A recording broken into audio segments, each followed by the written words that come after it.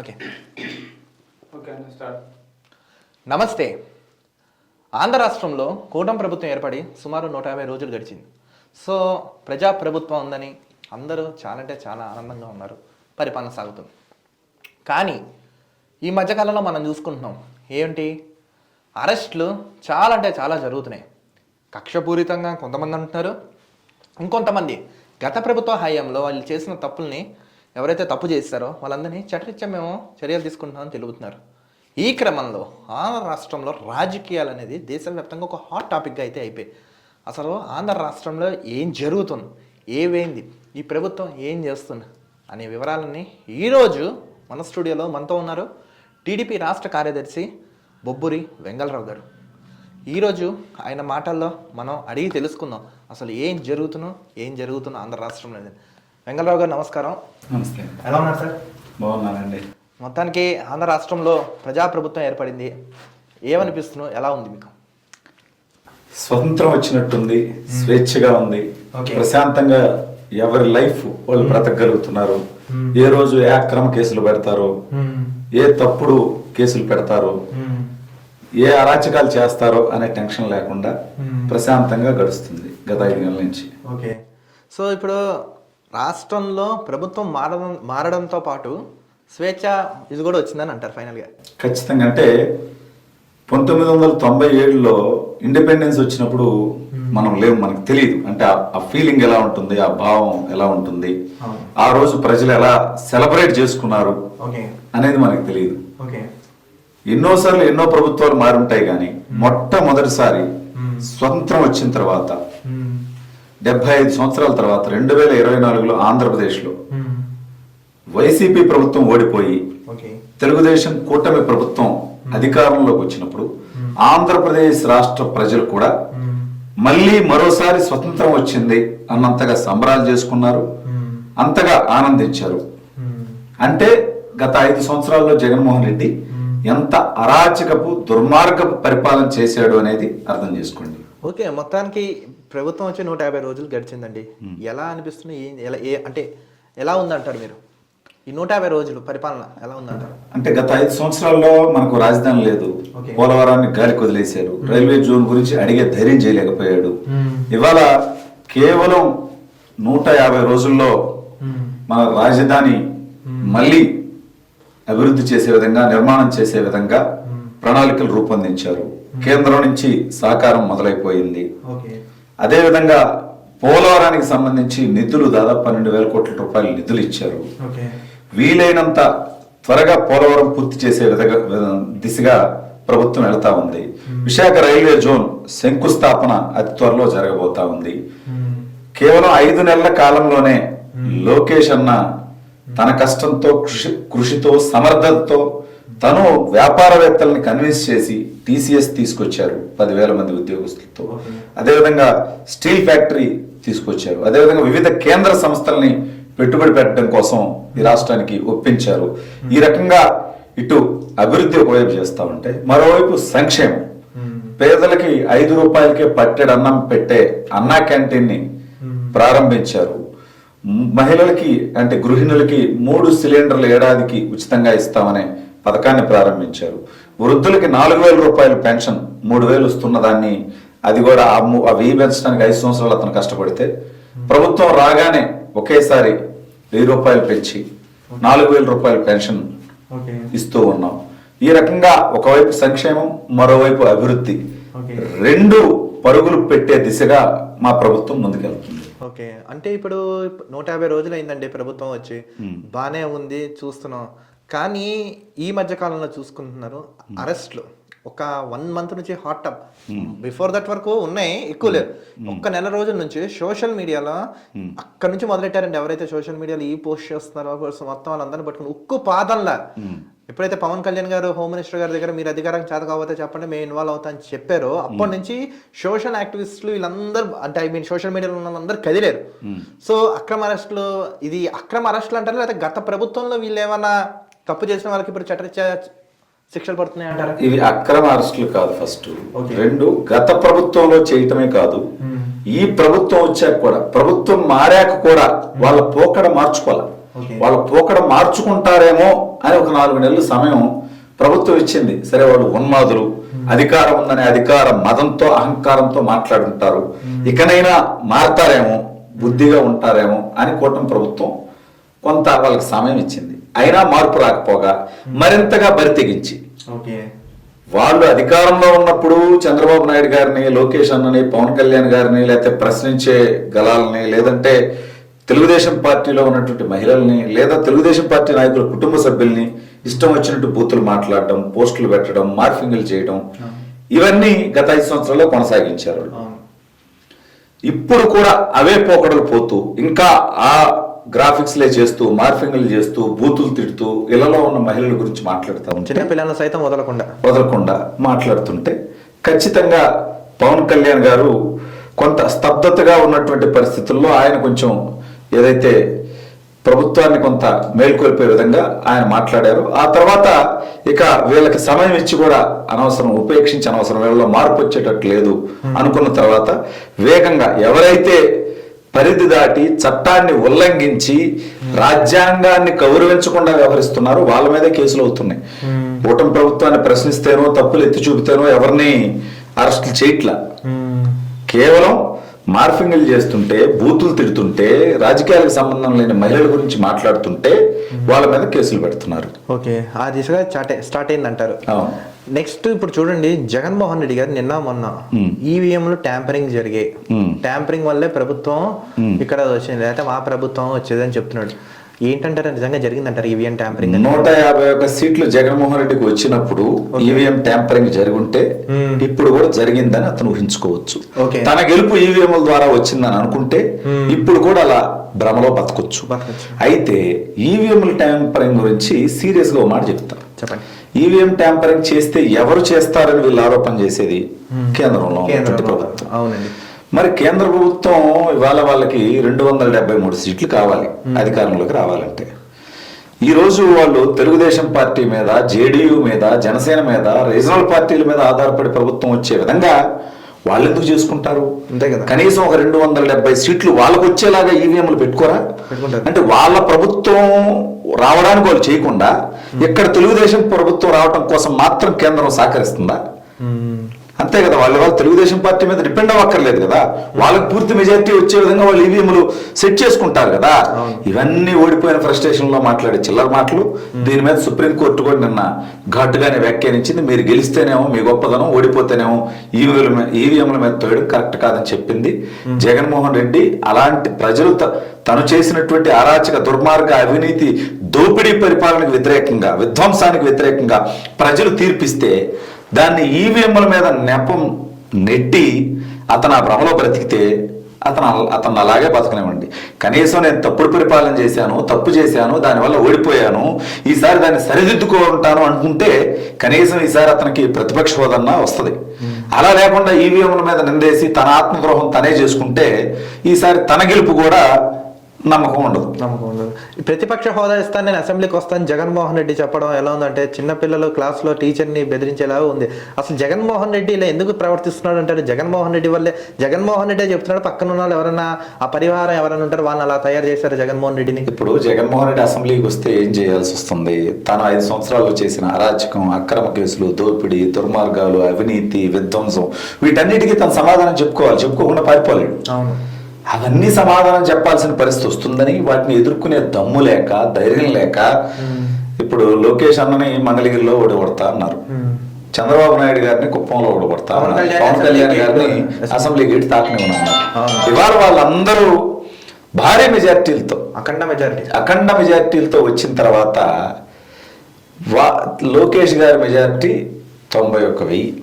జగన్మోహన్ రెడ్డి జీవితంలో ఎంతవరకు అంత మెజార్టీ రాలేదు. ఇప్పుడు జగన్మోహన్ రెడ్డి మెజార్టీ 60,000, పవన్ కళ్యాణ్ గారి మెజార్టీ 70,000 పైగా.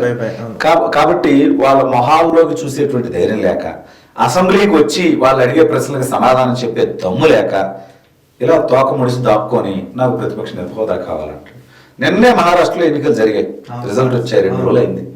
అక్కడ ప్రతిపక్ష నేత హోదా కావాలి అంటే 29 సీట్లు కావాలి, 288 ఉన్నాయి కాబట్టి 20 సీట్లే శివసేనకు వచ్చాయి, హైయెస్ట్ అపోజిషన్లు. కాబట్టి అక్కడ మహారాష్ట్రలో ఇప్పుడు ప్రధాన ప్రతిపక్ష నేత ఉండే పరిస్థితి లేదు. అలా అని మేము అసెంబ్లీకి పోము అని చెప్పి శివసేన అంటుందా? అనట్లేదే. భారత పార్లమెంట్లో 2014 నుంచి 2024 వరకు కాంగ్రెస్ పార్టీకి 55 స్థానాలు రాలేదు. ఫస్ట్ 44 వచ్చినాయి, ఆ తర్వాత 50 వచ్చినాయి, వాళ్ళకి 55 రాలేదు. ప్రధాన ప్రతిపక్ష నేత లేడు కాంగ్రెస్ పార్టీ నుంచి. అలానే రాహుల్ గాంధీ గారు కాంగ్రెస్ పార్టీ నాయకులు పార్లమెంట్కి వెళ్లకుండా ఉన్నారా? లోక్సభకి వెళ్ళారు కదా. మరి చేతగాని వ్యక్తికి మాత్రమే ఒక ప్రత్యేకమైన చట్టం ఉంటుందా? ఇతని కోసం ఒక రాజ్యాంగం ఉంటుందా? కాలయాపన చేయడం కోసం వీడు ఏదో కోర్టులో ఏదో తీర్పు వస్తుందని వీడు ఆగుతున్నాడు అని అతన్ని ఇంకా ఉన్మాదంతో, కులపిచ్చితో, మతగజ్జితో ఇంకా అతన్ని సమర్థించేటువంటి వ్యక్తుల్ని కన్విన్స్ చేయడం కోసం ఆ కోర్టులో కేసేసాడు. కానీ ఈ దేశంలో జరగంది, ఇతర రాష్ట్రాల్లో జరగంది, మన రాష్ట్రంలో మాత్రం జరగాలి అని కోర్టు కూడా తీర్పిస్తుందా? ఇవ్వదు కదా. అది అతనికి తెలుసు. కాలయాపన చేయడం కోసం ఈ చిల్లర మాటలతో టైం గడుపుతున్నాడు. సార్ ఇప్పుడు చూసుకోవచ్చు, ఈ ప్రభుత్వం వచ్చిన తర్వాత వాళ్ళు చెప్పారు జగన్మోహన్ రెడ్డి అసెంబ్లీకి వచ్చినా కూడా మేము వాళ్ళకి కొంచెం సమయం ఇస్తాం, ప్రశ్నిస్తాం, మాట్లాడతాం. కానీ జగన్మోహన్ రెడ్డి రాకుండా వెనకాలను కూడా అతను పంపించట్లేదంటే ఇప్పుడు 11 స్థానాలు ఇచ్చి కూర్చోబెట్టారు జనాలు. ఇలానే చేస్తారే పొద్దున ఒక్క స్థానాన్ని పరిమితం అవ్వచ్చు, లేకపోతే పార్టీ భూస్థాపితం అవ్వచ్చు. కనీసం అతనికి ఆయన మేలుకు ఎప్పుడు జ్ఞానోదయం అవుతున్నాడు. ఇంత మూర్ఖపు ధోరణంగా ఎందుకు వెళ్తున్నాడని నాకు అదే జరుగుతుంది. ఇప్పుడు ఇతనితో పాటు ఆ పార్టీకి 11 మంది శాసనసభ్యులు ఉన్నారు. ఆ నియోజకవర్గ సమస్యలు శాసనసభలో చర్చిస్తారని, వాటికి పరిష్కారాలు లభిస్తాయని ఆ ప్రజలు వీళ్ళని గెలిపించారు. అయితే ఇప్పుడు వాళ్ళు శాసనసభకి రానప్పుడు ఆ నియోజకవర్గ శాసనసభ్యులుగా ఉండడానికి వాళ్ళకున్న అర్హత ఏంటి? ఏ రకంగా ప్రభుత్వం దగ్గర నుంచి జీతభత్యాలు తీసుకుంటారు? నేను శాసనసభ్యుడిగా ఈ నియోజకవర్గ సమస్యల్ని శాసనసభలో ప్రస్తావిస్తాను, ప్రశ్నిస్తాను, పోరాటం చేస్తాను, ఈ సమస్యల పరిష్కారానికి కృషి చేస్తానని ప్రజలకు మాటిచ్చి వీళ్ళు ఎమ్మెల్యేలు అయ్యారు. శాసనసభకు రానప్పుడు వాళ్ళకి ఎందుకు ఆ 11 మంది రాజీనామా చేస్తే శాసనసభకు వెళ్ళి ఆ నియోజకవర్గాల సమస్యలు ప్రస్తావించి వాటి పరిష్కారానికి పనిచేయగలిగిన వాళ్ళు శాసనసభకి వెళ్తారు. వీళ్ళకి వెళ్ళే ఉద్దేశం లేనప్పుడు వాటికి రాజీనామా చేసేయండి. అలా మీరు రావద్దు, మీకు ఇష్టం లేకపోతే ఓకే రాజీనామా చేయండి. ఇంకో 11 మంది వెళ్తారు. ఎవరు వెళ్తారు? ప్రజలు ఎవరిని గెలిపిస్తే వాళ్ళు వెళ్తారు. అప్పుడు వాళ్ళే శాసనసభలో ఈ నియోజకవర్గాలకు ప్రాతినిధ్యం వహిస్తారు. శాసనసభకు వెళ్ళినప్పుడు మీరు మళ్ళీ ఎమ్మెల్యేలుగా ఉంటాం ఎందుకు? నెక్స్ట్ ఇంకొకటి చూడండి, ఇప్పుడు చంద్రబాబు నాయుడు గారు అంటున్నారు అమరావతి శాశ్వత రాజధానిగా ఉంటుందని. అమరావతిలోనే మేము పెట్టుబడులు కానీ అన్ని బాగుంటుంటారు. ఏ అంటే అమరావతి, పి అంటే పోలవరం, ఏపీ అంటున్నారు. పోలవరం కనీసం ఈ టీడీపీ హయాంలో ఇప్పుడైనా కనీసం అవుతున్నా? పోలవరం చెప్పిన దాంట్లో ఒకటి, అమరావతికి మొత్తం పెట్టుబడులు తెస్తాను, అమరావతి అభివృద్ధి చేస్తాను అలా. అమరావతి రాజధాని. పెట్టుబడులు రాష్ట్రంలో ఉన్న ప్రతి జిల్లాకి, ప్రతి నియోజకవర్గానికి వచ్చే విధంగా చేస్తా ఉన్నాం. గతంలో కియాని తీసుకెళ్లి అనంతపురంలో పెనుగొండ నియోజకవర్గంలో పెట్టాం. ఇప్పుడు స్టీల్ ఫ్యాక్టరీ వస్తే అనకాపల్లి దగ్గర పెడుతున్నాం. ఈ రకంగా పెట్టుబడులు, అభివృద్ధి రాష్ట్రం అంతా ఉంటుంది. అమరావతి రాజధానిగా ఉంటుందని చెప్పారు. ఒకటి.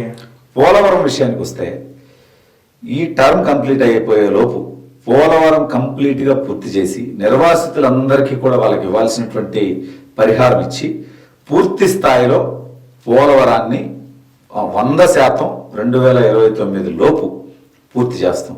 అదేవిధంగా అమరావతిని కూడా 2029 నాటికి మొదటి దశ.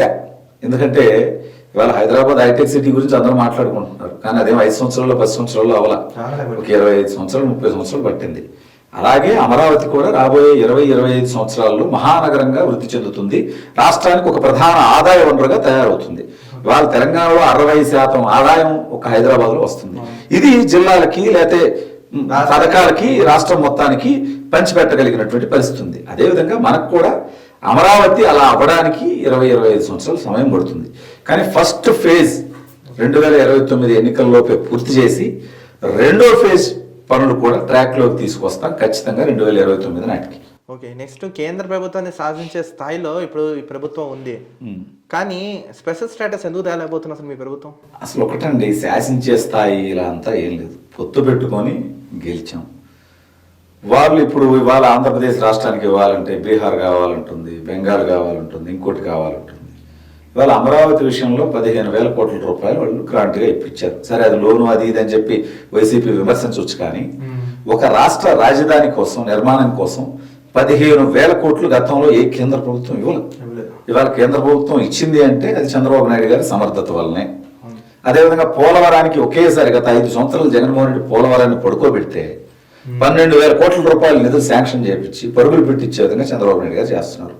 రైల్వే జోన్ హామీ ఇచ్చి 10 సంవత్సరాలు అయితే గత 5 సంవత్సరాల్లో వాళ్ళు కనీసం నోరెత్తకపోతే ఇప్పుడు శంకుస్థాపన చేసే స్థితికి వచ్చేసింది. ఈ రకంగా స్పెషల్ స్టేటస్ లేకపోయినప్పటికీ అభివృద్ధికి కావాల్సినటువంటి పూర్తి స్థాయి సహకారాన్ని కేంద్రం తోడ్పాటుతో అవసరమైన చోట ఒత్తిడి చేస్తాం, అంతేగాని ఏదో మనం శాసించే స్థాయిలో ఉన్నాం ఎన్ని అబద్ధం. వాళ్ళ తెలుగుదేశం పార్టీ లేకపోయినా కూడా కేంద్రంలో భారతీయ జనతా పార్టీ ప్రభుత్వం మనుగడ సాగిస్తుంది. వాళ్ళకి జేడీయూ కానీ, శివసేన కానీ, ఎన్సీపీ కానీ, రిమైనింగ్ పార్టీస్ మద్దతుతో వాళ్ళకి ప్రభుత్వం ఉంటుంది. కాకపోతే ప్రభుత్వంలో తెలుగుదేశం పార్టీ కీలక భాగస్వామిగా ఉంది.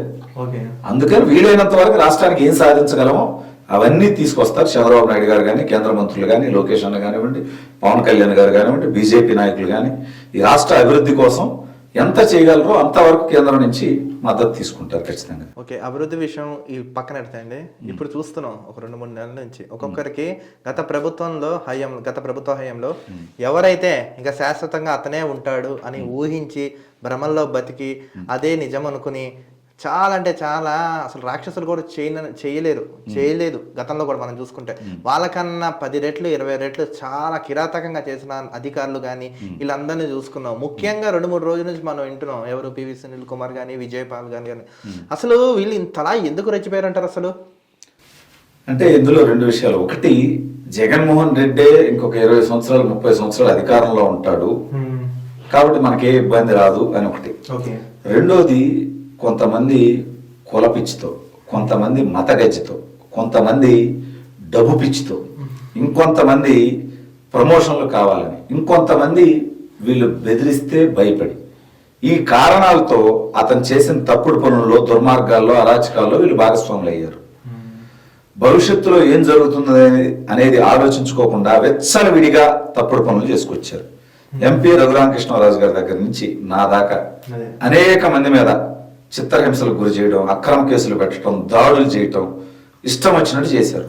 ఇవాళ వాటన్నిటికీ వాళ్ళు ప్రతిఫలం పొందే రోజులు వచ్చినాయి. వాటన్నిటికీ వాళ్ళు ఇవాళ చట్టం ముందు దోషులుగా నిలబడాల్సినటువంటి పరిస్థితి వచ్చింది.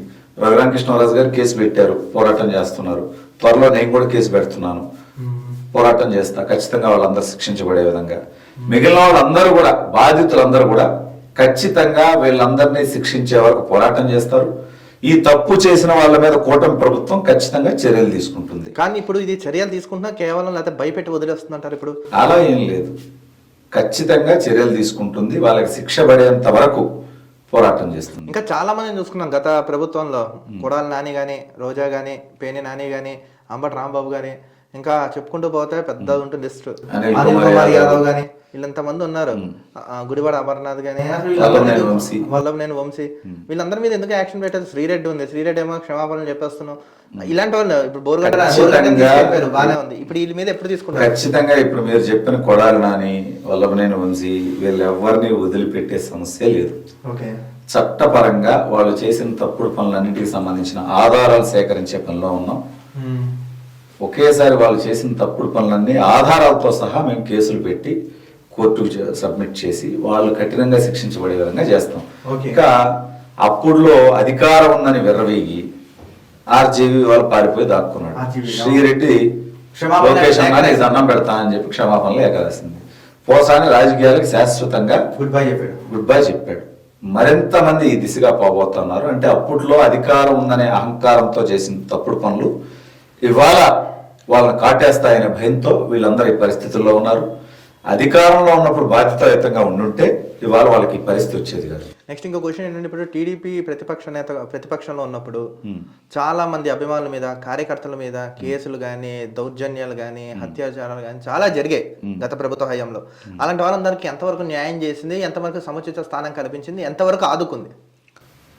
అంటే ఒకేసారి అందరికి చేయలేకపోవచ్చు.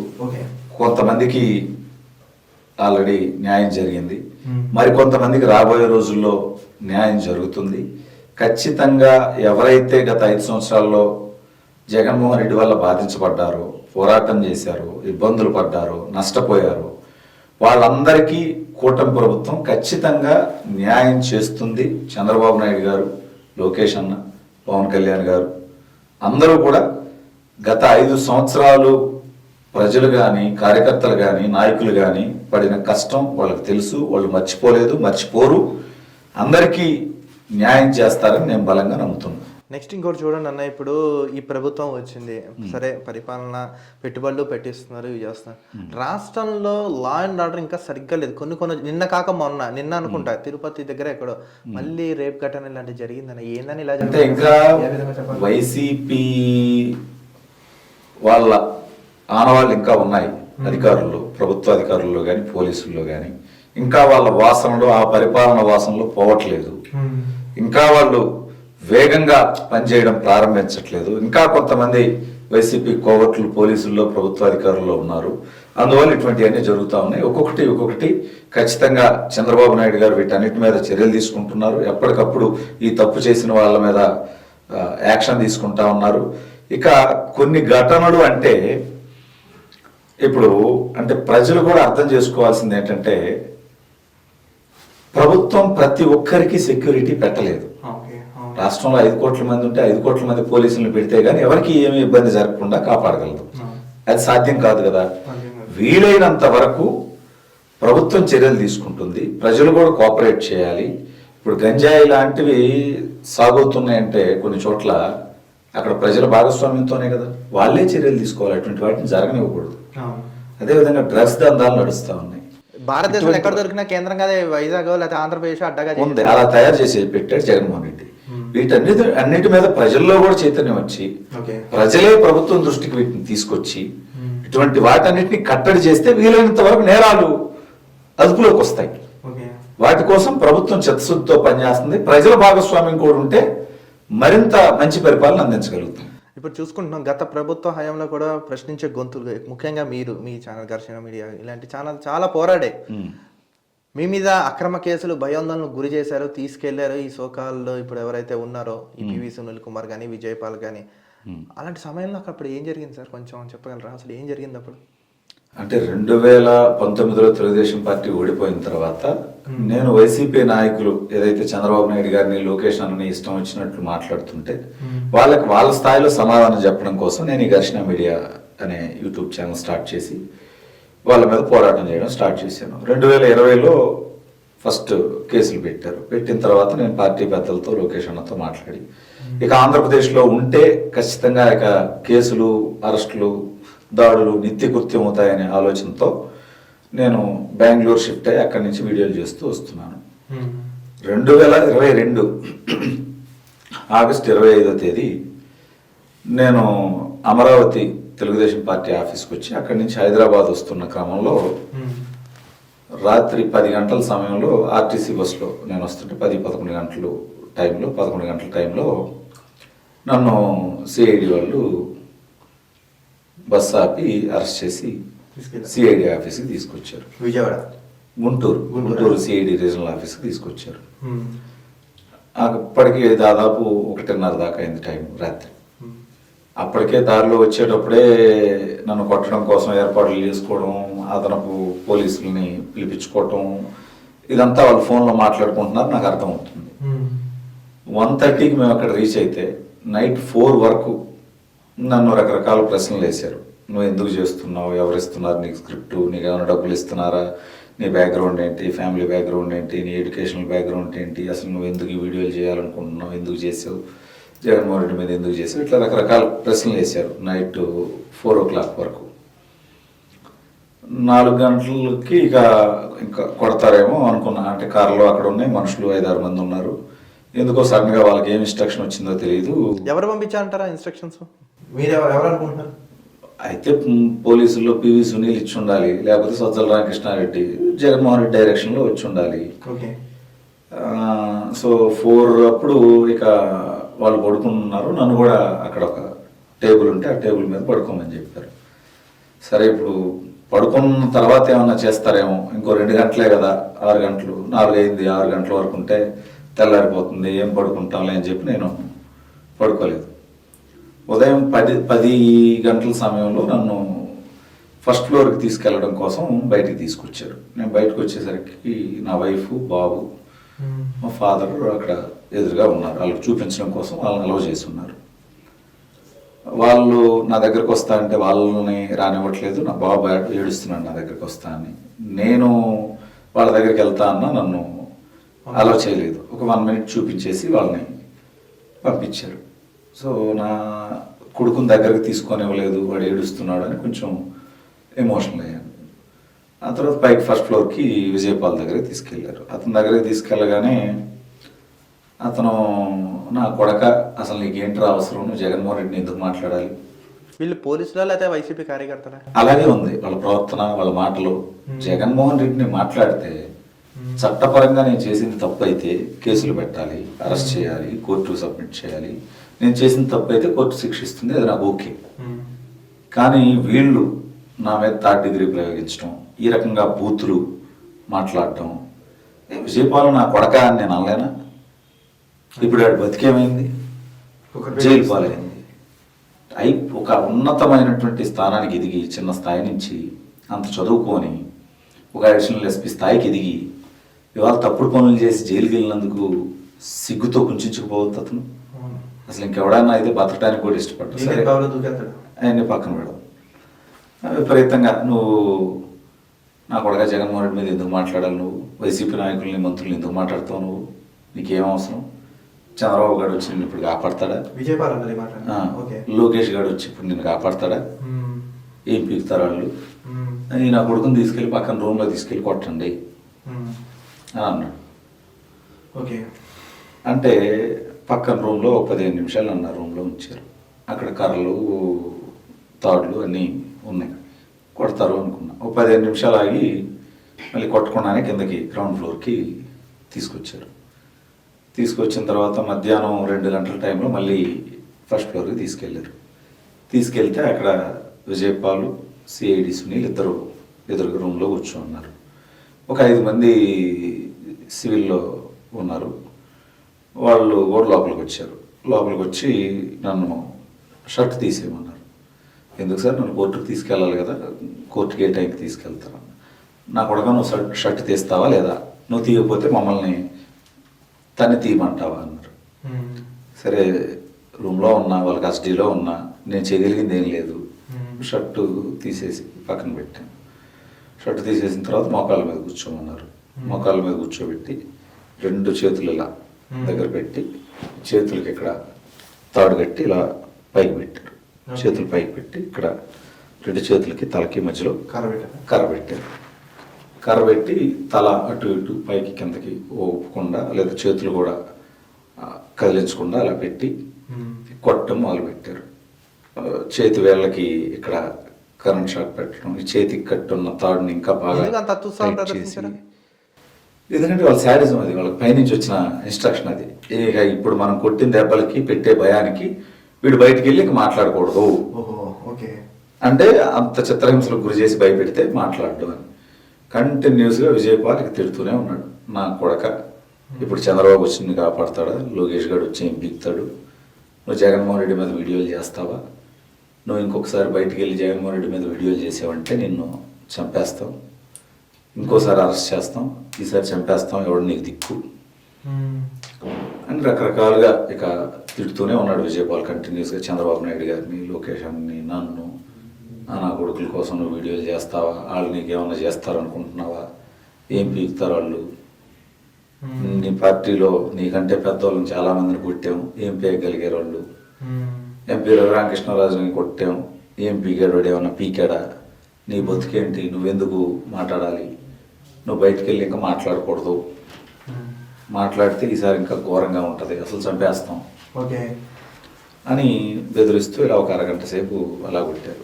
అరగంట తర్వాత ప్యాంటు కూడా తీసేయమన్నారు, తీసేసారు. తీసేసిన తర్వాత ఇంకొక 1/2 అవర్ 2 కింద కూర్చోబెట్టారు. కింద కూర్చోబెట్టి 2 కాళ్ళు, ఈ కాలు ఇటు, ఈ కాలు ఇటు, 2 కాళ్ళు ఇలా గట్టిగా చీల్చి ఆ కాలు మీద ఒకరు, ఈ కాలు మీద ఒకరు కూర్చొని పైన వేళ్ళకి కరెంట్ షాక్ పెడుతూ కంటిన్యూస్గా ఇంకొక 1/2 అవర్ కొట్టారు. మేము కొట్టామని నువ్వు జడ్జి ముందు చెప్తావా, జడ్జి ముందు చెప్తే ఏం పీకుతారు, ఇంతకుముందు కూడా చాలా మందిని కొట్టాం, వాళ్ళు ఏం పెగ్గలిగారు అన్నారు. అది కూడా నేను జడ్జి గారికి కూడా చెప్పాను. జడ్జి ముందుకు తీసుకెళ్ళినప్పుడు ఆవిడకి చెప్పాను, ఇలా జడ్జి కూడా ఏం పెగలేదు అని అన్నారనేది నేను అక్కడ కూడా చెప్పాను.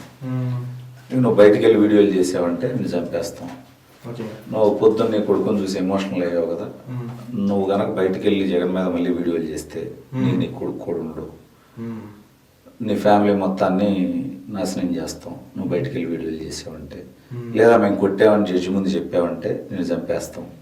నువ్వు చెప్పకూడదు, నువ్వు బయటికి వెళ్ళి వీడియోలు చేయకూడదు. నువ్వు వీడియోలు చేయాలనుకుంటే వైసీపీకి అనుకూలంగా చెయ్యి, మేము చెప్తాం సీఎం గారికి, నీకేం కావాలంటే అది చేస్తాను, నీకు డబ్బులు కావాలంటే డబ్బులు ఇస్తారు, ఏం కావాలంటే చేస్తాను.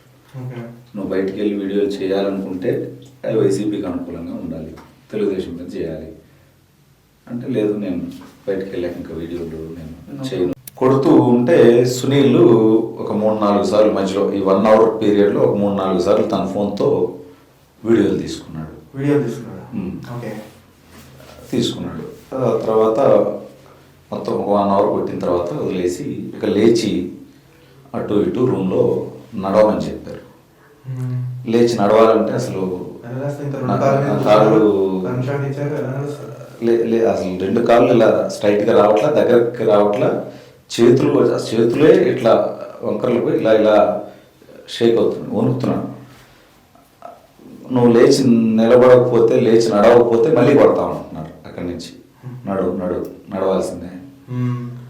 చివరికి శక్తి అంతా కూడా తీసుకొని లేచి మెల్లగా ఇలా ఇలా అవుతూనే నడవలేకపోయినా మెల్లగా కాలు అలా అలా అలా తీసుకొని, కాలు తీసుకొని అలా ఒక 20 నిమిషాలు అటు ఇటు నడిస్తే కానీ నేను స్టేబుల్గా కొంచెం నిలబడలేకపోయాను. అప్పటికి కొంచెం నిలబడే స్టేజ్కి వచ్చాను. అప్పటికి కూడా చేతులు కాళ్ళు అంతా షేక్ అవుతూనే ఉన్నాయి, బట్ నిలబడగలిగాను. ఆ తర్వాత నన్ను కిందకి తీసుకొచ్చారు. ఫస్ట్ ఫ్లోర్కి తీసుకొచ్చిన తర్వాత ఒక 2 అవర్స్ గ్యాప్ ఇచ్చి అప్పుడు జీజీహెచ్కి తీసుకెళ్ళారు, గుంటూరు ప్రభుత్వ ఆసుపత్రికి. అక్కడికి తీసుకెళ్ళి మెడికల్ టెస్టులు చేయించాలి అంటే అక్కడ ఉన్న సూపరింటెండెంట్ ప్రభావితమ్మ వచ్చి నేనున్న రూమ్లోకి వచ్చింది, కనీసం తలెత్తి చూడలేదు. టేబుల్ మీద పేపర్ ఉంది, ఆవిడ వచ్చి కూర్చొని పేపర్ మీద నో ఇంజ్యూరీస్ అని రాసి సంతకం పెట్టేసి వెళ్ళిపోయింది. చూడకుండానే వైద్యం చేశారు. వైద్యం కాదు అసలు, నాకేదో నేను మెడికల్గా ఫిట్గా ఉన్నానా లేదా అసలు ఏం చూడకుండానే నో ఇంజ్యూరీస్ అని చెప్పి రాసి వెళ్ళిపోయింది. ఏం ఇబ్బంది లేదని రాసి వెళ్ళిపోయిన తర్వాత మళ్ళీ నన్ను సిఐడి ఆఫీస్కి తీసుకెళ్ళారు. సిఐడి ఆఫీస్కి తీసుకెళ్ళి ఒక 2-3 అవర్స్ అక్కడ మళ్ళీ నువ్వు జడ్జి ముందు చెప్పకూడదు, చెప్తే నువ్వే ఇబ్బంది పడతావు, చెప్తే ఈసారి మళ్ళీ తీసుకొచ్చి చంపేస్తాం, ఇట్లాగే బెదిరిస్తూ నువ్వు జడ్జి ముందు ఎట్టి పరిస్థితుల్లో చెప్పకూడదు అని బెదిరిస్తూ అక్కడ సిఐ శ్రీనివాసరావు అని ఉన్నాడు. అతను వైట్ పేపర్ల మీద నాతో సంతకాలు పెట్టించుకున్నాడు. దాంతోపాటు ఫేక్ స్టేట్మెంట్స్ రాసుకొని వాటి మీద సంతకం పెట్టమన్నారు. నేను సంతకం పెట్టే క్రమంలో అక్కడ రాసింది నేను 2-3 లైన్స్ చదివాను. నేను వైసీపీ వాళ్ళని ఎవరినో డబ్బులు డిమాండ్ చేశానని, దొంగ అక్రమ కేసులు, ఆ డబ్బులు ఇవ్వకపోతే చంపేస్తానని బెదిరించానని రాసి సంతకం పెట్టుకున్నారు. సరే ఇవన్నీ నేను ఎక్కడ చేశాను ఏంటిది అంటే, అరే నా కొడగా నువ్వు ఇప్పుడు సంతకం పెడతావా లేకపోతే పెట్టించమంటావా అంటే, సంతకం పెట్టకపోతే మళ్ళీ కొడతాను. సరే చేయగలిగింది ఏముంది, ఇక వాళ్ళ ఇష్టం, వాళ్ళు ఏమన్నా రాసుకుని అని చెప్పి ఇక సంతకాలు పెట్టేసి పెట్టిన తర్వాత నైట్ 9కి నన్ను జడ్జి గారి దగ్గర తీసుకొచ్చారు. వాళ్ళ ఇంటికి తీసుకెళ్ళారు, జడ్జి గారి ఇంటికి తీసుకెళ్తే అక్కడ తెలుగుదేశం కార్యకర్తలు, నాయకులు అందరూ దాదాపు 200 మంది 300 మంది అక్కడ గ్యాదర్ అయి ఉన్నారు. వాళ్ళలో నాయకులు వచ్చి నన్ను జీజీహెచ్కి తీసుకెళ్ళేటప్పుడే నన్ను కొట్టారనేది అర్థమైపోయింది. నేను నడవలేకపోవడం ఇవన్నీ జనాలకు అర్థమైపోయింది. అప్పుడు లొకేషన్ వాళ్ళ ద్వారా చెప్పించారు, నీకు ఏదైతే జరిగిందో అది నువ్వు ధైర్యంగా జడ్జి గారి ముందు చెప్పు, ఆ తర్వాత నేను చూసుకుంటా, నువ్వు ధైర్యంగా ఉండు అని చెప్పి నాయకులతో చెప్పారు. వాళ్ళు నాకు వచ్చి లోకేష్ గారు చెప్పారు అని చెప్పారు, ధైర్యంగా ఉండి నువ్వేం భయపడద్దు, నీకు ఏం జరిగి ఉంటే అది జడ్జి గారి ముందు చెప్పారు. నేను ఇక జరిగింది ఏంటి, గంట సేపు నన్ను ఎలా కొట్టారు, ఏం తిట్టారు, ఏం మాట్లాడారు ఏంటి అనేది మొత్తం జడ్జి గారికి చెప్పాను. ఆవిడ అంతా రికార్డ్ చేసుకున్నారు. రికార్డ్ చేసుకొని మళ్ళీ మెడికల్ టెస్టులు చేయమని చెప్పి మళ్ళీ గవర్నమెంట్ హాస్పిటల్కి పంపించారు. నైట్ 12కి అట్లా గవర్నమెంట్ హాస్పిటల్కి తీసుకెళ్ళారు. మార్నింగ్ 6 వరకు అన్ని రకాల టెస్టులు చేసుకుంటూ వచ్చారు.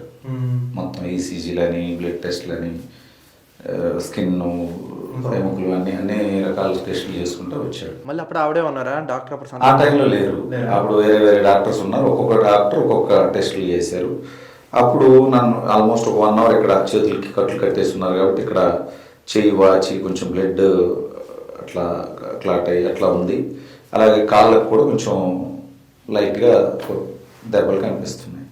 అవి ఆ 2-3 డాక్టర్లు చెక్ చేసిన 7-8 మందిలో ఒక 2-3 డాక్టర్లు అది రాశారు. చిన్న చిన్న ఇంజ్యూరీస్ ఉన్నాయి, సంథింగ్ ఏదో అతని మీద అటాక్ జరిగింది అన్నట్టుగా రాశారు. మళ్ళీ మార్నింగ్ ఆ రిపోర్ట్ పంపించాల్సింది మళ్ళీ ప్రభావతి. మళ్ళీ మార్నింగ్ ఆ రిపోర్ట్లు అన్ని పక్కన పెట్టేసి మళ్ళీ నో ఇంజ్యూరీస్ అని చెప్పి మళ్ళీ రాసి పంపించింది. మళ్ళీ జడ్జి గారి ముందుకు తీసుకెళ్ళారు. నన్ను next day morning evening afternoon తీసుకెళ్ళారు 2-3 టైంలో. వెళ్ళినప్పుడు అక్కడ జరిగింది చెప్పారు. నన్ను ఇలా కొట్టారు, నన్ను ఇంత పెయిన్స్ ఉన్నాయి, ఇంత బాధ ఉంటే ఒక ఇంజక్షన్ ఇవ్వలేదు, ఒక ట్యాబ్లెట్ ఇవ్వలేదు, నన్ను మొన్న రాత్రి అంతా నిద్రలేదు, ఈరోజు రాత్రి అసలు నన్ను నిద్రపోనివ్వలేదు, 2 days 48 hours ఒక్క సెకండ్ కూడా నాకు నిద్ర లేదు, ఫుడ్ పెట్టలేదు. అలాగే వాళ్ళంతా ఫేక్ రిపోర్ట్లు ఇస్తున్నారు. నాకు ఈ రిపోర్ట్ల మీద నమ్మకం లేదు. రఘురామకృష్ణరాజు గారిని పంపించినట్టుగా ఆర్మీ హాస్పిటల్ కన్నా రిఫర్ చేయండి, లేదంటే ఏదన్నా రెప్యూటెడ్ ప్రైవేట్ హాస్పిటల్కి రిఫర్ చేయండి మెడికల్ టెస్టుల కోసం అని చెప్పాను నేను. ఎందుకంటే అక్కడైతే జెన్యున్గా రిపోర్ట్ వస్తుందనే ఉద్దేశంతో. బట్ జడ్జి గారికి ఆవిడ రిపోర్ట్లో ఏమున్నా లేకపోయినా ముందు రోజు రాత్రి గంట సేపు ఆవిడ నన్ను నేను కూర్చున్నంత దూరంలో చూశారు. ఆవిడ నన్ను ఏ రకంగా ఫిజికల్గా హెరాస్ చేస్తారనేది వాళ్ళకి అర్థమైంది. అందుకే మళ్ళీ ఆ హాస్పిటల్కి రిఫర్ చేయడం అన్నీ లేకుండా అతన్ని మీరు ఎలా ఫిజికల్గా టార్చర్ చేశారో, ఎలా హెరాస్ చేశారో అర్థమవుతుంది. మీరు 386 సెక్షన్ డబ్బులు డిమాండ్ చేశాడని, చంపేస్తారని బెదిరించాడని, 7 years అబోవ్ శిక్ష పడేలా ఉంటే అరెస్ట్ చేయడం కోసం మీరు ఇది ఫేక్గా పెట్టారని నాకు అర్థమవుతుంది. ఈ సెక్షన్ నేను కొట్టేస్తున్నాను, మీరు కావాలంటే 41 నోటీస్ ఇవ్వండి, లేదా వ్యక్తిగత పూచికత్తు తీసుకోండి, నేను రిమాండ్ రిజెక్ట్ చేస్తున్నానని చెప్పారు. ఆవిడ తీర్పిచ్చారు. తీర్పిచ్చిన మరుక్షణం 1-2 secondsలో అక్కడి నుంచి పోలీసులు వెళ్ళిపోయారు. నాకు 41 నోటీస్ ఇవ్వలేదు, లేదా నాతో ఏ సంతకాలు పెట్టించుకోలేదు, అక్కడి నుంచి వెళ్ళిపోయారు. వాళ్ళు అనుకున్న టార్గెట్ అయిపోయింది. నన్ను ఏదో జైలుకి పంపించడం, నోటీస్ ఇవ్వడం ఇవన్నీ కాదు వాళ్ళు అనుకున్న టార్గెట్. నన్ను తీసుకెళ్ళాలి, కొట్టాలి, బెదిరించాలి, అది అయిపోయింది. ఇక అందుకని అక్కడే వదిలేసి వెళ్ళిపోయారు. కానీ ఇది ఎవరి డైరెక్షన్లో నడిచింది అనుకుంటారు మీరు? ఖచ్చితంగా జగన్మోహన్ రెడ్డి, సజ్జల రామకృష్ణారెడ్డి, ఆ రోజు డీజీపీగా ఉన్నటువంటి వ్యక్తి, అలాగే సిఐడి సునీల్, వీళ్ళ డైరెక్షన్లోనే జరిగింది. ఓకే. ఎన్ని రోజులు ఉన్నారు సార్ మీరు అక్కడ? మీకు ఇవన్నీ జరిగాయి ఎన్ని రోజులు? 2 days కస్టడీలో ఉన్నా. ఓకే. అంటే ప్రశ్నించిన గొంతులను సైతం నొక్కాలని చూసిన వాళ్ళు ఇప్పుడు ఊపిరి ఆడక ఉక్కిరి బిక్కిరి అవుతున్నారు బయట తిరిగి. ఆ రోజు నేను ఏ రకమైన మార్ఫింగ్లు చేయలే, ఏ రకమైన మహిళల్ని నేను తిట్లా, ఏ అకారణంగా ఏ వైసీపీ నాయకుడిని నేను తిట్లా. వాళ్ళు ఎవరన్నా చంద్రబాబు నాయుడు గారినో లోకేష్ అన్నో గట్టిగా మాట్లాడితే అదే స్థాయిలో వాళ్ళకి సమాధానం చెప్పా, అంతే తప్ప నాకు నేనుగా నేను ఏ వైసీపీ నాయకుడిని కానీ ఎవరిని కానీ నేను మాట్లాడలా. వీళ్ళ తప్పుల్ని ఎత్తి చూపినందుకు, వీళ్ళ అరాచకాన్ని ప్రశ్నించినందుకు, వీళ్ళ అవినీతిని ప్రశ్నించినందుకు నా మీద కేసులు పెట్టి చిత్రహింసలకు గురి చేస్తే, ఇవాళ వాళ్ళు ఇష్టం వచ్చినట్టు మాట్లాడుతుంటే వాళ్ళ మీద కేసులు పెట్టకూడదు, వాళ్ళని జైలుకి పంపించకూడదు అంటే ఎలా? అంతే కదా. ఖచ్చితంగా ఈ తప్పుడు కేసులు పెట్టిన వాళ్ళు, పెట్టించిన వాళ్ళని చెప్పిన వాళ్ళు, దీంట్లో సూత్రధారులు, పాత్రధారులు అందరి మీద చర్యలు ఉంటాయి. నేను కూడా దీని మీద కేసు పెట్టబోతున్నా. రఘురామకృష్ణరాజు గారు ఏ విధంగా అయితే తన కస్టోడియల్ టార్చర్ మీద కేసు పెట్టారో నేను కూడా కేసు పెట్టబోతున్నా. నా కేసులో ఎవరెవరైతే భాగస్వాములు అయ్యారో వాళ్ళందరినీ కట్టి. ఇప్పుడు సోషల్ మీడియాలో ట్రెండ్ అవుతుందండి, చెప్తున్నారు చాలా మంది, వెంగళరావు గారు ఇవన్నీ మేము చేయలేదు, వైసీపీ వాళ్ళు ఇదేమి ఆయన ఏం చేయలేదు, కేవలం ఆయన ప్రమోషన్ కోసం మాత్రమే ఆయన ఇలా చెప్పుకుంటున్నారని వాళ్ళు చెప్తున్నారు. నిజం అంటారా అబద్ధం అంటారా? ఏం చెప్తారు వాళ్ళకి సమాధానం? ఇవన్నీ చేయకపోతే నేను ఈరోజు చెప్పుకోవట్లా, 2.5 సంవత్సరాల తర్వాత, 2.5 సంవత్సరాల ముందే జరిగిన రోజే కొన్ని గంటల్లోనే నన్ను జడ్జి గారి ముందుకు తీసుకెళ్ళినప్పుడే నేను ఈ విషయం చెప్పాను. జడ్జి గారు తను రాసిన రికార్డ్స్లో, నా కేసు రికార్డ్స్లో ఇప్పుడు నేను చెప్పింది అంతా ఉంటుంది. అలాగే ఎంపీ రఘురామకృష్ణరాజు గారిని కొట్టిన మీరు, మిమ్మల్ని ఇంత గట్టిగా ప్రశ్నించిన నన్ను ఊరికే వదిలేస్తారా? ఊరికే వదిలేయటానికి నన్ను అర్ధరాత్రి 11 గంటలకు వచ్చి కోదాడ దాకా ఒక కారు వేసుకొని వచ్చి నన్ను అరెస్ట్ చేయాల్సిన అవసరం ఏంటి? జస్ట్ నోటీస్ ఇవ్వడానికో కేసు పెట్టడానికి అయితే కేసు పెట్టాల్సింది. నోటీస్ ఇవ్వడానికి అయితే పట్టుకున్నారు కదా, పట్టుకున్న వెంటనే నోటీస్ ఇచ్చేసి పంపించేయాల్సింది. లేదా కోర్టుకు వెంటనే తీసుకెళ్లే ఉద్దేశం ఉంటే పొద్దున్నే కోర్టుకు తీసుకెళ్లాల్సింది. సాయంత్రం వరకు ఎందుకు ఆగారు? అంతే కదా. ఇప్పుడు మీ ప్రభుత్వం ఏం చేయబోతుంది? ఇప్పుడు ఈ పివి సునీల్ కుమార్ గానీ లేకపోతే విజయపాల్ ఏం చేయబోతున్నారు? విజయపాల్ ఆల్రెడీ అరెస్ట్ అయ్యి జైల్లో ఉన్నాడు. పివి సునీల్ కూడా త్వరలో అరెస్ట్ అవుతాడు. వీటన్నిటికీ పాత్రదారుడైన జగన్మోహన్ రెడ్డి కూడా అరెస్ట్ అవుతాడు ఖచ్చితంగా. తప్పు చేసిన ప్రతి ఒక్కరిని కూటమి ప్రభుత్వం శిక్షిస్తుంది. ఖచ్చితంగా ప్రతి ఒక్కరు జైలుకి వెళ్తాడు, అందులో డౌట్ అక్కర్లేదు. ఇప్పుడు ఈ కూటమి ప్రభుత్వంలో చాలా మందికి మంచి స్థానాలు ఇచ్చారండి. మీరు ప్రజల తరపున పోరాడదామని ఇందులోకి వచ్చారా, లేదా మీ యొక్క స్వార్థ రాజకీయ లబ్ధి కోసం మీరు చేశారంటే ఏమని సమాధానం చెప్తారు దీనికి? అంటే నేను ఆంధ్రప్రదేశ్ రాష్ట్రానికి చంద్రబాబు నాయుడు గారు ముఖ్యమంత్రిగా ఉంటే ఈ రాష్ట్రం అభివృద్ధి చెందుతుంది, ప్రశాంతంగా ఉంటుంది, ప్రజాస్వామ్యం పరిరక్షించబడుతుంది అని నేను బలంగా నమ్మేటువంటి వ్యక్తిగా 15 సంవత్సరాలుగా నేను తెలుగుదేశం పార్టీ కోసం పనిచేస్తున్నా. ఈ 5 సంవత్సరాల్లో వాళ్ళు చేస్తున్న అరాచకాన్ని భరించలేక నేను వాళ్ళ మీద వీడియోస్ చేయడం జరిగింది. ఈ పోరాటం ఈ రాష్ట్రం బాగుండాలని, తెలుగుదేశం పార్టీ తిరిగి అధికారంలోకి రావాలని, అలాగే నేను ఈ 5 సంవత్సరాలు మాత్రమే తెలుగుదేశం పార్టీ కోసం పనిచేయలేదు. 15 సంవత్సరాలుగా నేను తెలుగుదేశం పార్టీలో నాకు రాజకీయ ఆసక్తి ఉంది కాబట్టి నేను పనిచేస్తున్నా. తెలుగుదేశం పార్టీ అధికారంలోకి రావాలి, తద్వారా రాష్ట్రం బాగుపడాలి. ఈ క్రమంలో రాజకీయంగా నేను కూడా ఎదగాలి, ప్రజలకి సేవ చేసే అవకాశం పొందాలి అనే నేను ఈ 5 సంవత్సరాలు ఇంత గట్టిగా నేను పోరాటం చేశాను. అంటే ఒకవేళ నా తెలుగుదేశం పార్టీ మీకు భవిష్యత్తులో ఏమైనా మంచి స్థానం కలిగిస్తే ఏది కోరుకుంటారు? ఖచ్చితంగా రాజకీయాల్లోకి వచ్చిన ఎవరైనా చట్టసభలకే వెళ్ళాలనుకుంటారు, ఎమ్మెల్యే గాను ఎమ్మెల్సీ గాను వెళ్ళాలనుకుంటారు. కాకపోతే ఈ రోజున్న రాజకీయాల్లో ఎమ్మెల్యేలు అవ్వాలంటే 100 కోట్లు ఖర్చు పెట్టాలి. అంత ఆర్థిక స్తోమత నాకు లేదు కాబట్టి చట్టసభకి వెళ్ళాలంటే ఉన్న ఇంకొక ఆప్షన్ శాసన మండలి. కాకపోతే టైం ఉంది, ఖచ్చితంగా పార్టీ గుర్తిస్తుంది. ఏదో ఒకరోజు ఆ చట్టసభకి నేను వెళ్తాను, పార్టీ అవకాశం ఇస్తుంది అని నేను నమ్ముతున్నా. అక్కడికి వెళ్ళిన తర్వాత నాకు తెలిసిన నేను చేయగలిగిన విధంగా ప్రజా సమస్యల్ని అక్కడ చర్చించి శాసనాలు చేయడంలో, ప్రజా సమస్యలను తీర్చడంలో నా పాత్ర నేను పోషించాలని నేను కోరుకుంటున్నాను. ఇప్పుడు చూసుకోండి, మొన్న బడ్జెట్ సమావేశం జరిగింది. ఎక్కువగా ఈ ప్రభుత్వాలు విద్యకి వైద్యానికి ఎక్కువ ఖర్చు పెట్టట్లేదు. ఎందుకు పెట్టట్లేదు అంటారు? ఎంతవరకు పెద్దపీట వేసిందంటారు? ఇప్పుడు ఢిల్లీలో చూసుకోండి, అరవింద్ కేజ్రీవాల్ హెల్త్ ఎడ్యుకేషన్ కి బడ్జెట్ లో 41%, 42% బడ్జెట్ పెడుతున్నాడు. ఇండియాలో ఫస్ట్ పెద్ద గవర్నమెంట్ అంతలా పెట్టేది, కానీ ఏ ప్రభుత్వం సైతం పెట్టట్లేదు. ఇప్పుడు కూడా ఈ మనం పెట్టిన దాంట్లో పెద్ద లేదు. అంటే కూటమి ప్రభుత్వం విద్యా వైద్యాన్ని చాలా ప్రాధాన్యతగా తీసుకుంది. అందుకు దానికి నిదర్శనమే లోకేష్ అన్న స్వయంగా విద్యాశాఖ తీసుకోవడం. దాంట్లో సమూలమైన మార్పులు, అవసరమైన బడ్జెట్లు, ఆ డెవలప్మెంటు, విద్యా వ్యవస్థని మెరుగుపరిచే విధంగా లోకేష్ అన్న ఖచ్చితంగా ఆయన పనిచేస్తారు. అలాగే ఒక వైద్యం విషయానికి వస్తే ఆరోగ్య శాఖ మంత్రిగా బీజేపీకి చెందిన సత్యకుమార్ గారిని తీసుకోవడం జరిగింది. కేంద్రం నుంచి వివిధ ఎయిమ్స్ కానీ లేకపోతే ఆరోగ్య శాఖకు సంబంధించి కానీ వీలైనంత వరకు ఆయన ద్వారా ఈ రాష్ట్రానికి తీసుకొచ్చి, ఎందుకంటే రాష్ట్రం ఆర్థిక పరిస్థితి మనకు తెలుసు, జగన్మోహన్ రెడ్డి ఎన్ని లక్షల కోట్లు అప్పు చేసిపోయాడో మనకు తెలుసు. ఎంతో కొంత కేంద్రం నుంచి కూడా మద్దతు కావాలి. ఆరోగ్య శాఖ మంత్రిగా ఆయన కూడా ఆయన వంతు కృషి ఆయన చేస్తూ ఉన్నాడు.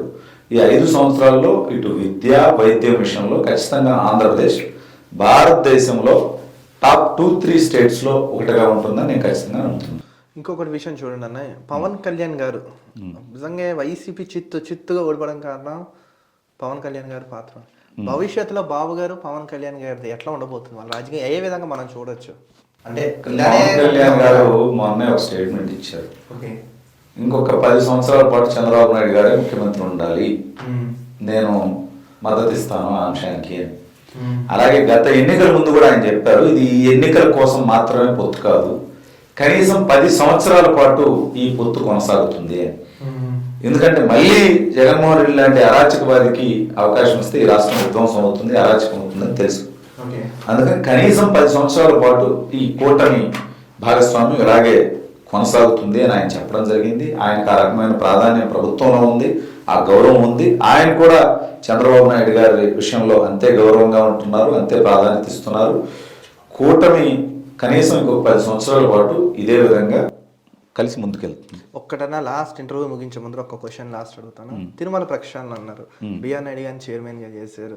ఎలా ఇప్పుడు సనాతన ధర్మం అని పవన్ కళ్యాణ్ గారు వెళ్తున్నారు, ఇప్పుడు వెళ్తున్నారు. గత ప్రభుత్వంలో చూసుకున్నాం, గుళ్ళ మీద దేవుళ్ళ మీద ఇంకా రథాలు తగలెట్టేశారు, అక్కడ రామతీర్థంలో రాముల వారిని ఇంత విధ్వంసం చేశారు, అంత జరిగింది మనం చూసాం. ఇప్పుడు ఈ ప్రభుత్వం, ఇప్పుడు ఏదైతే ప్రభుత్వం ఉందో, ఇప్పుడు వీళ్ళు ఏ విధంగా ఇప్పుడు ఈ సనాతన ధర్మం కోసం ఎలా చేయబోతున్నారు? నిజంగా ఇప్పుడు బిఆర్ నాయుడు గారు తీసుకున్న నిర్ణయాలు కరెక్టా, రాంగ్, రైట్ అంటారా, రాంగ్ అంటారా, as per your view of point? BR Naidu గారు అంటే తిరుమల తిరుపతి దేవస్థానానికి బిఆర్ నాయుడు గారు ముందు చాలా మంది చైర్మన్లు పనిచేశారు, ఆయన తర్వాత కూడా భవిష్యత్తులో చాలా మంది చేస్తారు.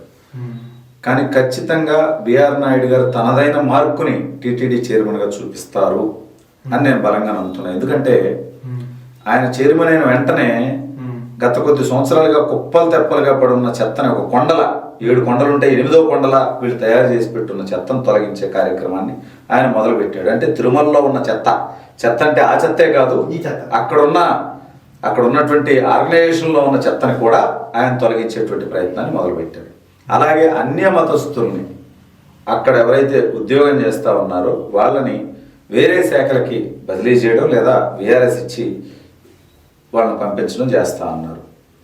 ప్రతి విషయంలో పారదర్శకంగా పనిచేస్తా ఉన్నారు. దాంతోపాటు టీటీడీ చైర్మన్గా ఉన్నన్ని రోజులు ఒక కాఫీ కూడా నేను టీటీడీది వాడుకోను, టీటీడీ వాహనాన్ని కూడా నేను వాడుకోను, మంచినీళ్ళు కూడా నేను టీటీడీ నుంచి తాగను. నేను ఇక్కడికి సేవ చేయడానికి వచ్చాను తప్ప ఇక్కడి నుంచి ఏదో ఆశించి కాదు.